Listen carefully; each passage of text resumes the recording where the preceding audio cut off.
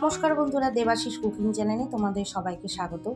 আজকে আমি পেঁয়াজ রসুন ছাড়াই পনির ডালনা রেসিপি তোমাদের দেখাচ্ছি।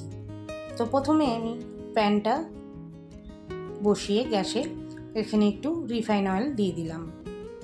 এবার একটুখানি সামান্য লবণ দিয়ে দিলাম।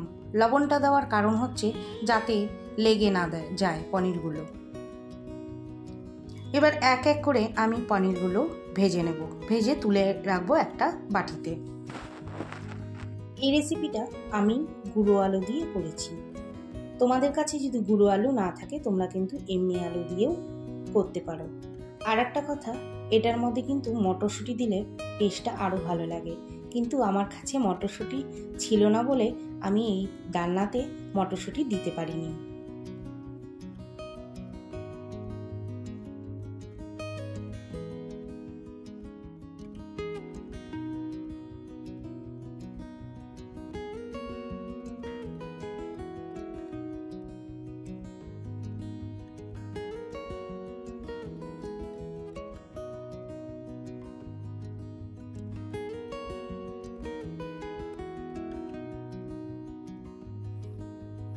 এবার যেহেতু এটা প্যাকেটের পনির, তার জন্য আমি একটু গরম জলের মধ্যে নুন দিয়ে রেখেছিলাম, এটার মধ্যে কিছুক্ষণ ডুবিয়ে রাখলাম। এবার আমি পনির তেলের মধ্যেই আমি আগের থেকে সেদ্ধ করা আলুটা একটুখানি ভেজে নিচ্ছি। আমার ভাজা হয়ে গেছে, আমি কিন্তু আলুটা একটা বাটিতে তুলে রাখলাম। এবার অল্প একটু প্যানের মধ্যে রিফাইন অয়েল ছিল, সামান্য একটুখানি আমি সর্ষের তেল দিয়ে দিলাম। সর্ষের তেলটা গরম হয়ে গেলে আমি জিরা ফোড়ন আর একটা তেজপাতাকে হাফ করে আমি এর মধ্যে দিয়ে একটুখানি নেড়ে চেড়ে আমি এখানে টমেটো পেস্ট দিয়ে দিলাম। আমি কিন্তু এখানে একটা টমেটো নিয়েছি। টমেটো দেওয়ার সঙ্গে সঙ্গে আমি 1 চামচ লবণ দিয়ে দিলাম। এবার এটাকে ভালো করে তেলের মধ্যে কষাতে থাকবো। কিছুক্ষণ কষানোর পরে এর মধ্যে আমি হাফ চামচের মতো আদা বাটা দেব।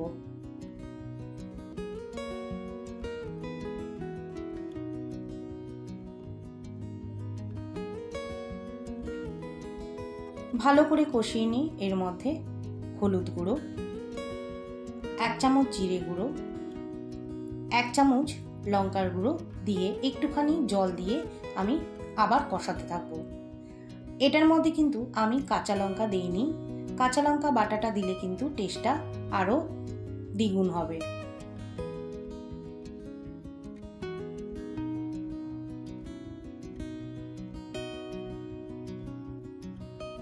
এবার এর মধ্যে 1 চামচ কালার হওয়ার জন্য কাশ্মীরি লঙ্কার গুঁড়ো দিয়ে ভালো করে এটাকে কষতে থাকবো।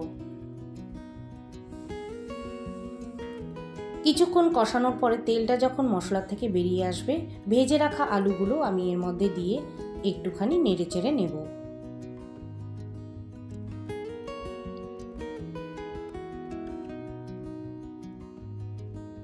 আলুটা একটু সেদ্ধ হওয়ার জন্য আমি 10 মিনিটের মতো ঢাকনা দিয়ে দেব। ঢাকনাটা তুলে নিয়ে একটু কষিয়ে নেব।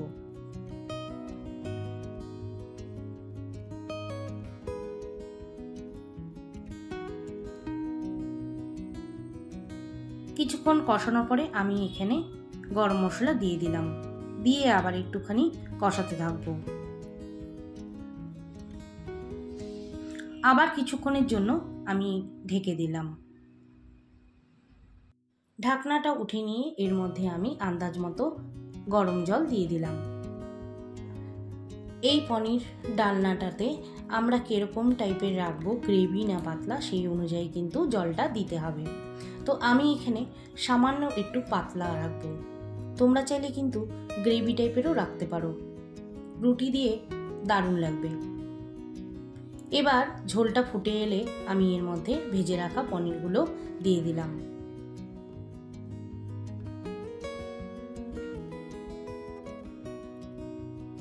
কিছুক্ষণ নাড়ার পরে আবার 10 মিনিটের মতো এটাকে হতে দেব।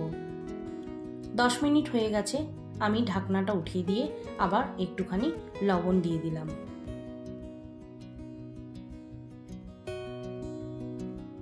এবার নামানোর সময় আমি 1 চামচ ঘি দিয়ে দেব। ঘি দিয়ে আমি একটুখানি নেড়ে নিলাম। আবার একটুখানি এটাকে আমি 5 মিনিটের মতো হতে দেব। 5 মিনিট হয়ে গেছে, দেখো আমার রেসিপিটা কিন্তু কমপ্লিট। এবার আমি একটা পাত্রে নামিয়ে নিচ্ছি। তো রেসিপিটা কেমন লাগলো বন্ধুরা কমেন্ট করে অবশ্যই জানাবে। আশা করি তোমাদের রেসিপিটা ভালো লাগবে। আমি ভিডিওটা এখানেই শেষ করছি। ততক্ষণে তোমরা সুস্থ থাকো, ভালো থাকো। আবার অন্য কোনো নতুন রেসিপির সঙ্গে তোমাদের সাথে দেখা হবে। নতুন বন্ধুরা যারা আমার রেসিপিগুলো দেখো তারা যদি সাবস্ক্রাইব করে না থাকো, তোমাদের কাছে সাবস্ক্রাইব করার অনুরোধ রইল। বাই।